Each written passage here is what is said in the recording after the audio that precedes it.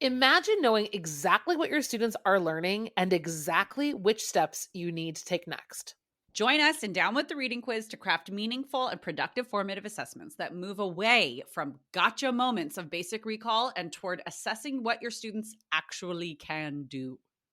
In this 30-minute free masterclass, we'll share 3 powerful assessment keys that work for any novel at any time of the year.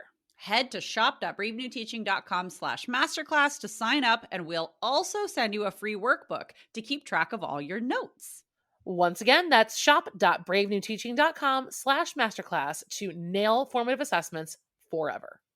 Hey, Amanda. Hey, Marie. What are you up to later? Want to join me for happy hour?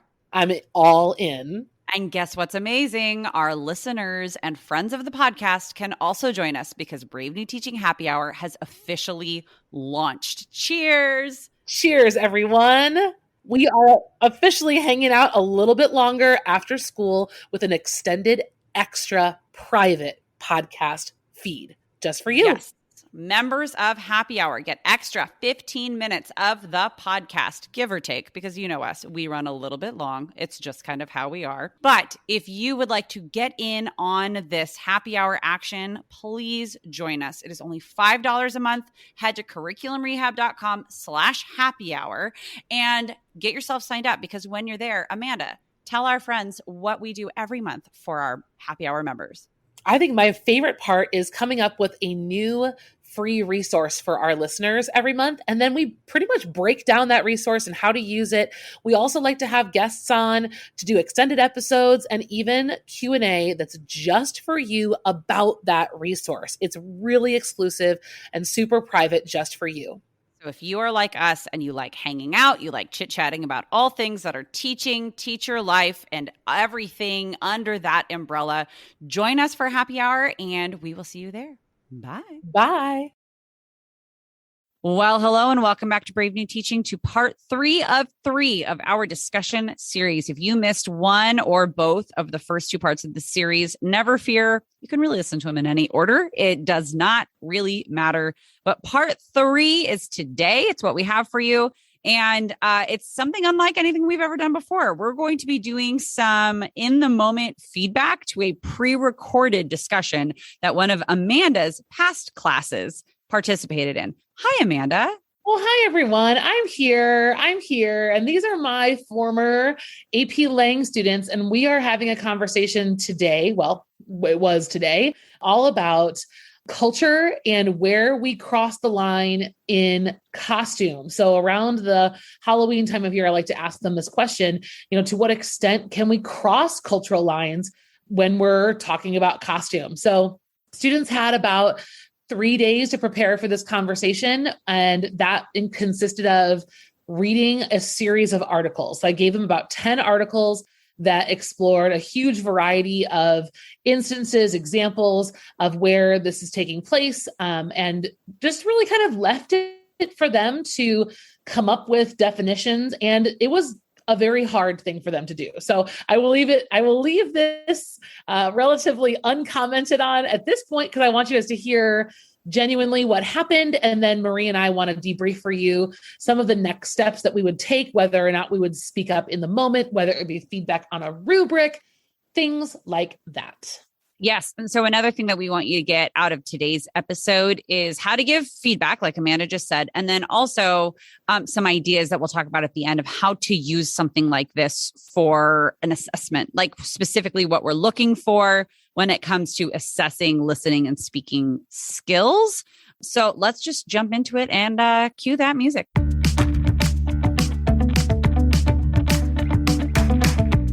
You're listening to Brave New Teaching, a podcast for educators challenging the status quo. I'm Amanda, and I'm a high school English teacher in Illinois. And I'm Marie, and I'm also a high school English teacher in Southern California. We're so glad you're here. Enjoy the show.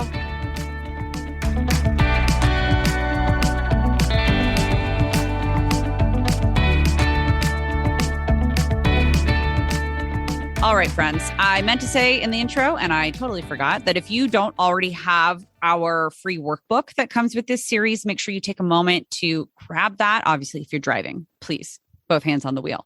But if you have a moment, to head to bravenewteaching.com or to the show notes for this episode and get yourself that workbook. It's got kind of some prompting and just like note-taking guide for all three of these episodes. Without any further ado, let's jump in. So this is an AP Lang, which is generally 11th grade, right? That in my area, it's an 11th grade class. Mm-hmm. Same for you. And you all were having a conversation virtually, correct? Yes, this is during the 2020 school year and is very, very much at the beginning part of the semester and our first real attempt at something relatively formal. It was technically a fishbowl. We were using Google Jamboard to help us with the order of discussion. So that's not really what we're going to talk about today. If you're interested in that, I can link a blog post that I wrote about it for you. What we really want to talk to you about is the conversation itself. And the things that we notice going on that are strong, the things we want to set goals for future conversations, the things that we might try to remedy on the spot, and the things that we might try to remedy within a rubric or on the back end when we talk to kids in reflection.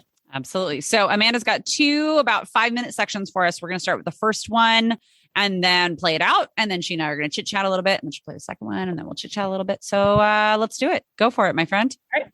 This is the very beginning of the conversation, about 5 minutes. About the Moana. I actually read that like the actress that played her or that like put her voice in it, she thought that it was okay for them, for like, girls to dress up because they just want to be, her. But at the same time, it's not offensive to her, but it can be offensive to like a lot more people that are actually native too. You know what I mean? So it's like, some people are offended and some people aren't. So it's like, I agree with, are you done? Mm-hmm. Sorry. Yeah.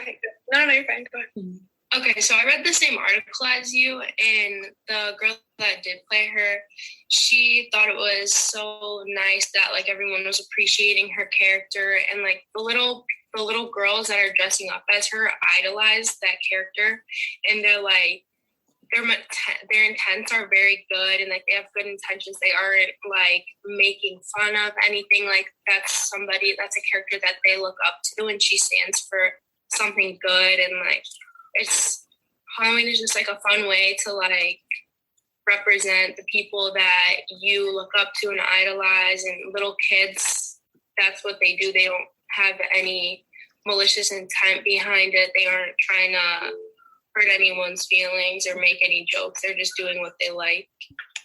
I totally agree with that. On one side, people are saying that like dressing up from like in a costume from some culture could be a way of appreciating the culture almost. But then on the other side of it, people say that if you really wanted to learn about the culture and appreciate that culture, then you should do your own research and not make a costume about it. Mm-hmm. I think that just in today's day and age, there's so much that's like on the line of what's offensive and what's not. And there's always those people that get easily offended or the people that don't quite see the other side of it. So I think like with the whole Moana thing, it's hard to know like who's just appreciative of the character, who's like trying to have a malicious intent. Yes.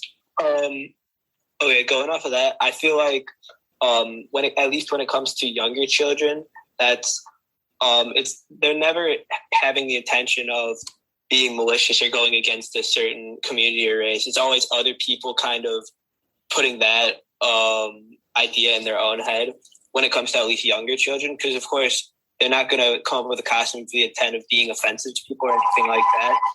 It's always going to be potentially like adults or people of that culture getting offended. It's never their intent to do that. I agree with that. And I think with the case of the little girls wearing like the costumes and stuff from Moana, I don't think there's so much mimicking Polynesian culture or anything like that. I think the movie itself has kind of it has added to American culture, and it's kind of taken bits and pieces of American or Polynesian culture and brought it into the mainstream. And so I think that the people wearing these costumes are more appropriating the culture of the movie or aspects of American culture as opposed to like authentic Polynesian culture.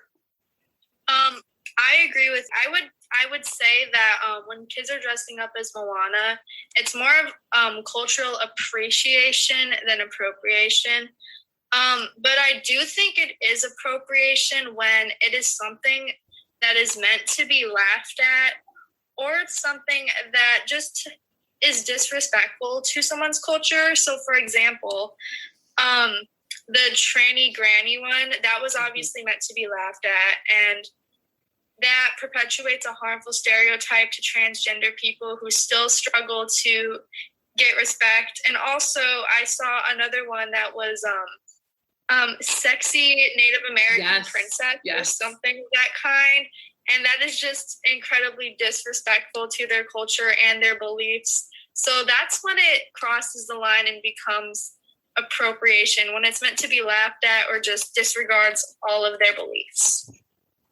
All right. So I'm pausing the conversation there because, man, like that was only 5 minutes, but there's a lot that just happened. And Maria's hearing this for the first time. So we're really bringing you guys some raw feedback today because this is what it's like, right? In a real discussion, you don't know what the kids are going to say. You don't know what you're going to say. So I'm dying to hear just like your general reactions and thoughts, Marie. Well, there are some things that I know that you as an instructor did. I mean, just knowing you, but even just listening to this conversation between your students, I know that you gave them really usable texts that were extremely accessible for their level and their critical thinking skills and exactly where they were at. So they had stuff to use. And it sounded like you had given them some definitions of some terms and some terminology. So we had cultural approach. Oh my gosh. Culture. If I could use the terms, that'd be cool. Cultural appropriation versus cultural appreciation were two terms that students were using within their points that they were making in their conversation in order to either further their point or to kind of like change gears. And so I saw that as like scaffolding and preparing students really, really well to be able to participate. One piece of feedback that I would be giving if these were my students is I would be giving a more formal or more spelled out tactics or like sentence frames for agreement and disagreement. And I'd be pushing them to disagree a little bit more. And I have a feeling that when we get listening a little bit further, because this is just the beginning of their conversation, pushing them to more just like specifics and even like furthering each other, like sorts of conversation. I have a feeling that we're going to get there though. Like I can kind of, you know how you can just kind of tell with like kiddos that have a certain skill and critical thinking level, like they're going to get there. And then another thing is making sure that they are really pointing to not just in that one article but like less paraphrasing and more direct quoting and direct citation out of the text to substantiate their claims and their points. That would be one of the things that I would ask students to do. And I would even just like pause and just say, okay, everybody, it sounds like most of us have made, stated a claim or given some reasoning or some opinion. Now let's make sure that we're always using direct quoting text evidence to back something up that we're saying, or, at least you're using it twice or something like that. That's something that I would coach them with in the moment. Yes, for me, to all of the above. And I think what's really cool to point out from this conversation is something we talked about in episode 2 with troubleshooting is if you listen closely, I think most of you probably could hear the difference between some of the initial comments and those last 2 comments. And I think this is a great piece of coaching for after seminar where I can show students the difference between responses that are overgeneralized and responses that are specific. So a handful of students at the beginning are talking around this idea of some are, some aren't. Intent. Yes. There's just a lot of like wishy-washy, which at an opening is okay sometimes. And when you're getting in, but it is a great example to be able to say, so at the beginning of our conversation, we were pretty wishy-washy and like straddling a line and not really saying anything. And then this most recent student, when she spoke up, she committed. She said, sure. Okay. So cultural appropriation is happening when, and we are crossing the line when it is being made to hurt someone or disrespect, right? When there's a humorous intent that's mocking, like she's using these very like specific definitions of yes and no and holding on to them based on evidence. And it is generalized, and like she's referring to just an article but still you can feel the weight of her response so much more powerfully than earlier responses. And I think that students, when they hear that, it's not about being, in AP, one of the struggles is that feeling the need to perform as a smart person can sometimes send students who are a little bit more on the struggle bus into the talking in circles because they feel like they're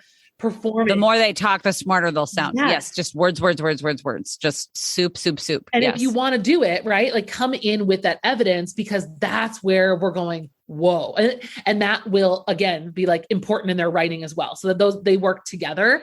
Yes, absolutely. It's specificity. Yeah. And so that it gives you as the instructor, two really good examples to hold up to say, did you notice the shift in our conversation when so-and-so got really specific and really defined in their claim? Then what happened? And it's a great reflection piece. I'm really excited to hear what you have next. Well, hello, brave new teachers. Pardon the interruption. I wanted to invite you all to a pretty cool opportunity. Some of you have already had this, and some of you have just heard us talk about it quite a bit. Amanda and I have a masterclass that is all about designing and delivering formative assessments to students in ways that are really useful and purposeful and extremely equitable and inclusive in our classrooms. And so I wanted to make sure that you all have the opportunity to join us. It is our masterclass called Down with the Reading Quiz, Formative Assessments for a New Generation. And it is something that we put together, almost a year and a half ago, where we go through 3 different types of formative assessments that we use in our own classrooms that provide quite a bit of equitable and inclusive feedback for us and for our students about what students are actually really learning. We show you how to design and create and then implement and grade formative assessments that deal with students actually synthesizing information instead of regurgitating what you think they should know, but actually showing what they can synthesize. It also has different strategies for assessing analytical skills, and then another strategy or 2 for assessing student writing skills in a formative way, and all the while also assessing student understanding comprehension, whether that's reading or just understanding of a lesson. We give 3 different strategies for formative assessments. We absolutely love it. We have had hundreds of teachers come through this masterclass and say it is changing the way that they approach assessment, formative assessment anyways, in their classrooms. And so we wanted to make sure that you knew about it. If you would like to register for free and actually watch it immediately, you can head to bravenewteaching.com/masterclass or the show notes for this episode. Cannot wait to see you all there. Again, that is bravenewteaching.com/masterclass. Join us for Down with the Reading Quiz and see the results in your classroom really change it all for the better. It is a true game changer. All right, back to the show. Okay, so I'm actually going to go to the end of the conversation. Okay. The middle was a little muddy. I mean, as a reminder for those of us who like to forget the year 2020, this was our first virtual conversation. So like the logistics were a little tough. So it took them a little bit longer to get where they were going. But I'm going to fast forward us here. Let me mute it just in case it gets really loud.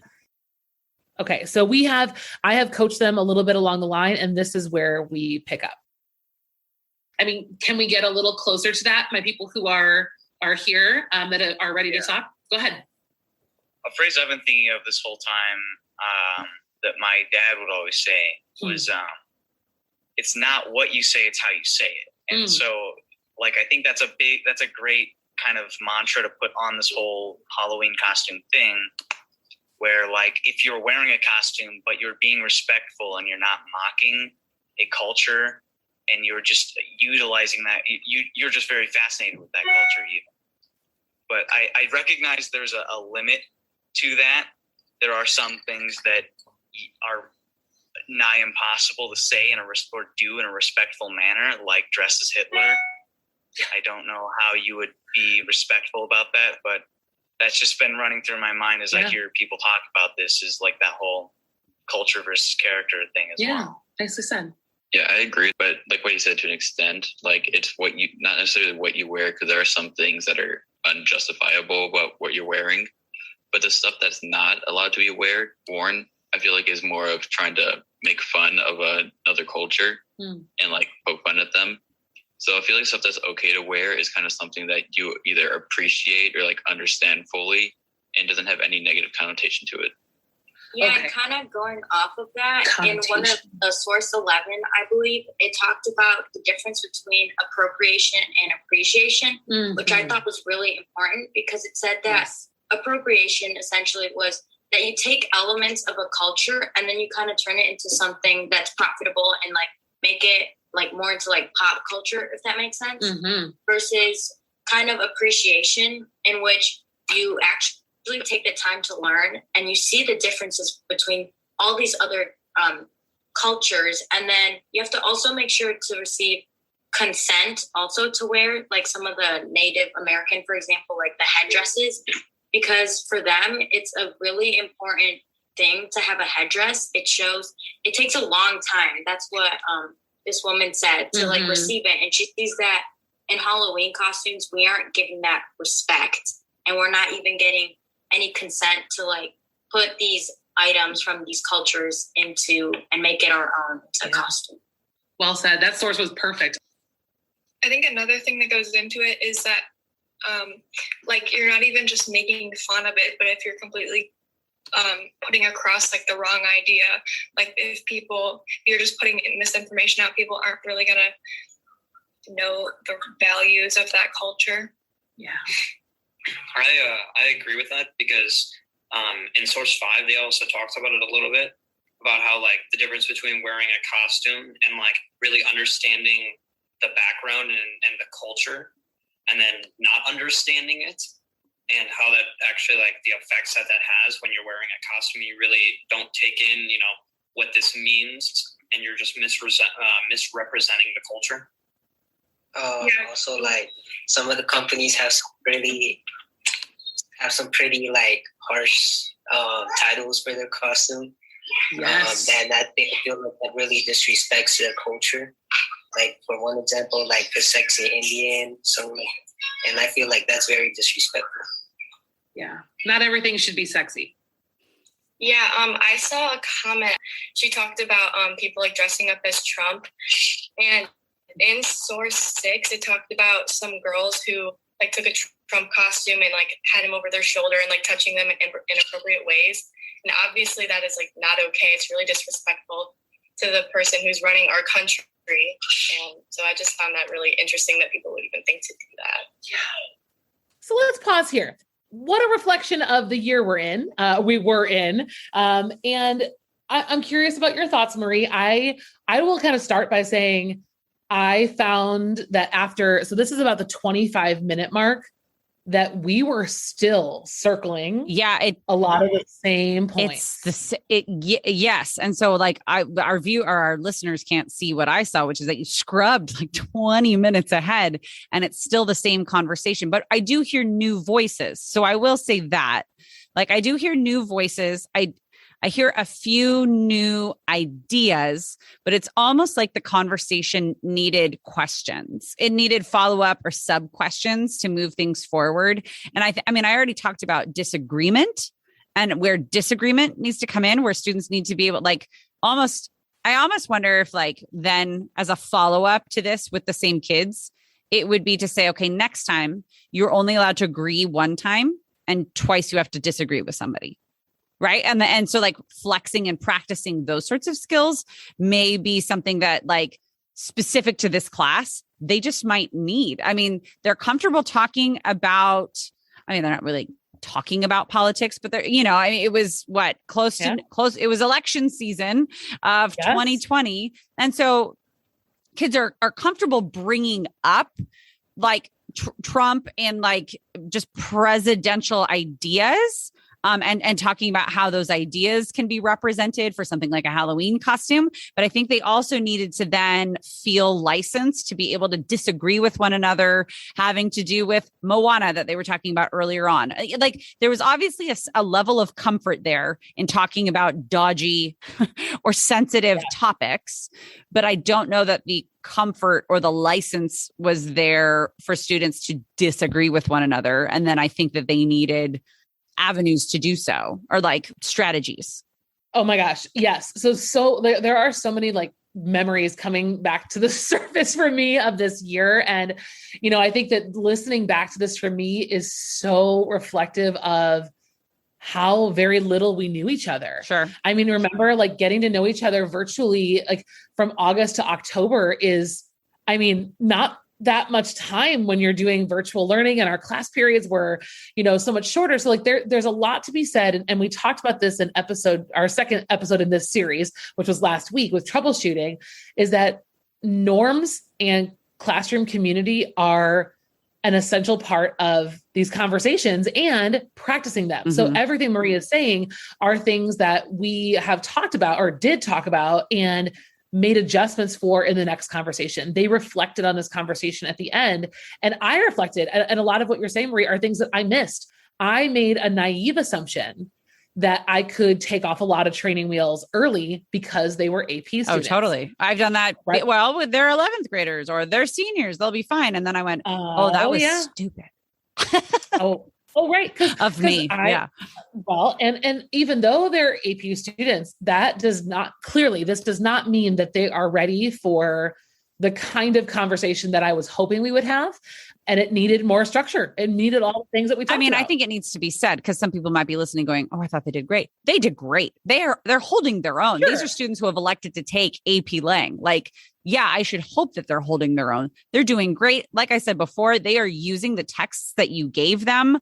But truth be told, Amanda scrubbed 20 minutes into a conversation and they're still talking about the same points, which then means that they needed that support to be able to guide and turn and move their conversation into different nuanced parts of it. And so then that's where I wonder if something like a big question needs to then beg that they ask smaller sub questions and they don't just prepare points, but they prepare like a question as well. That somehow serves that's just kind of like my teacher reflection feedback piece of it to help students push conversation in different directions. So we had 3 kind of prompts that were in the center of our Jamboard that we did use, but to that point, they kept coming back to the same place. Right. So even they were either so fixated on the one thing, or they were just, for whatever reason, like it just kept coming back to the same place, or they weren't ready to answer my prompting questions.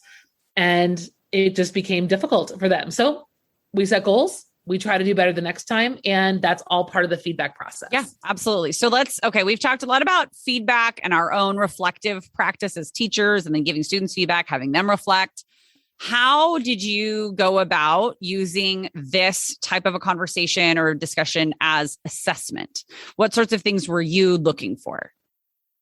So on my rubric, I was specifically, and this is going to hark back to our first episode of this series, the goals. So the goal of this conversation was content driven, not speaking and listening driven. So my rubric was very much about claims, evidence, commentary.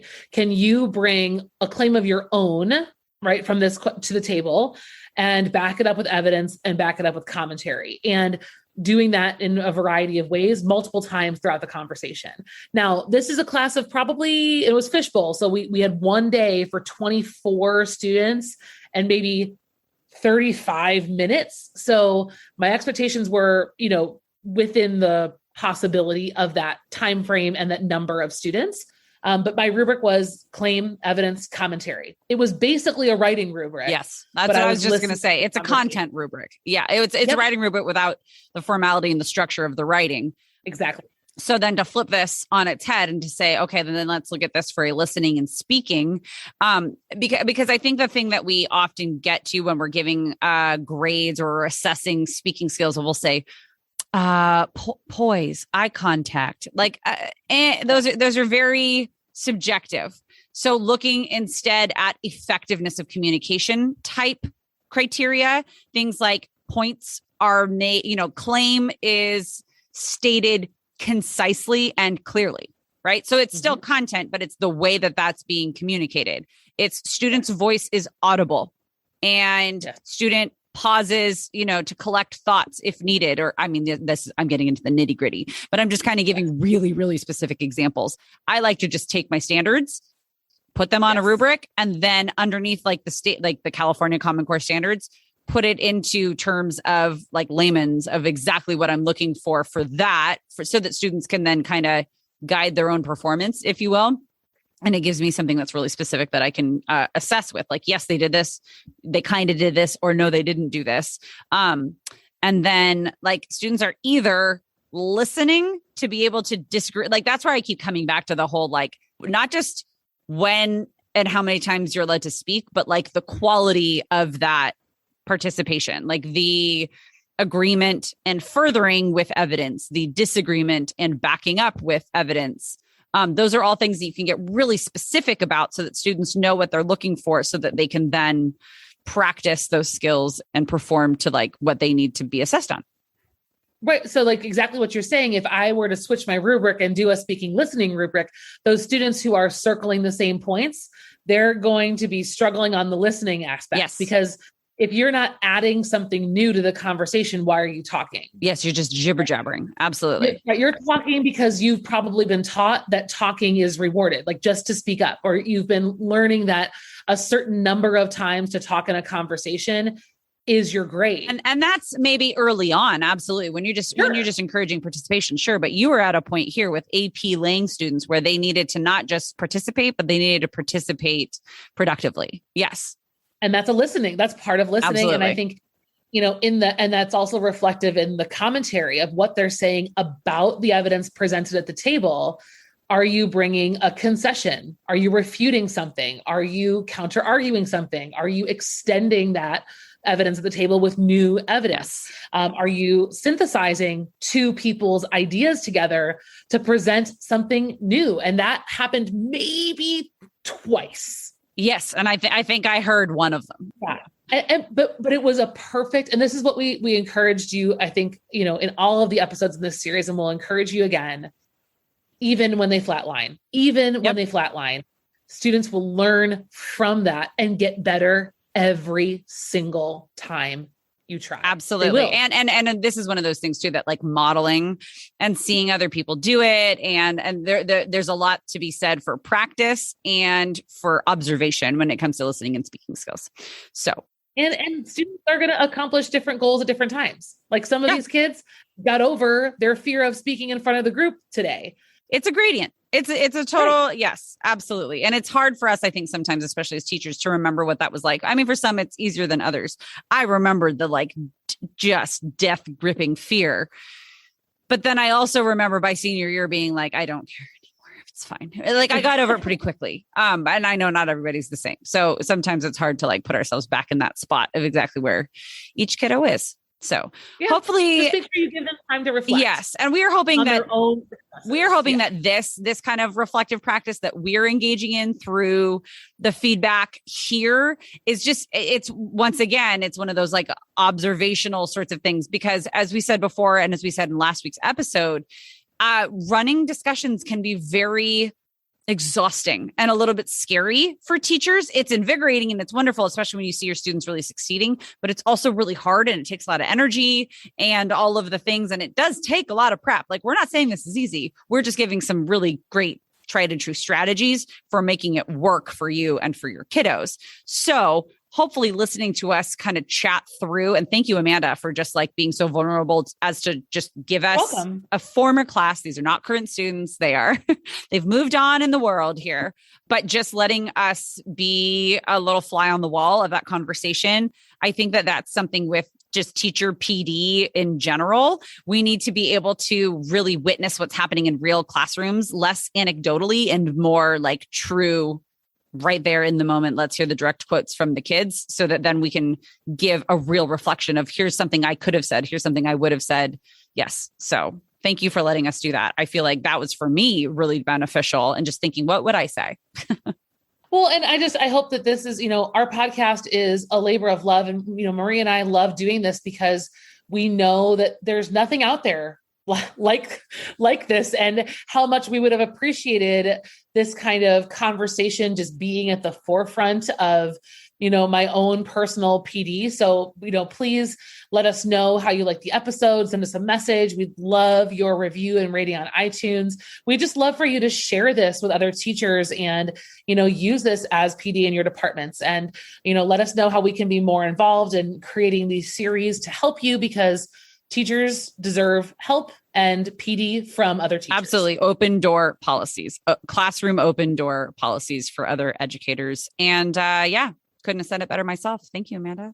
And thank you all for joining us. We are very happy that you've joined us for this series. Like I said before, if you missed the other two or just one of the other two, you can go back. It doesn't matter what order you listen to them in. They're all just our best strategies. And until we meet again, thank you so much for listening, and we will see you next time. Bye. Bye.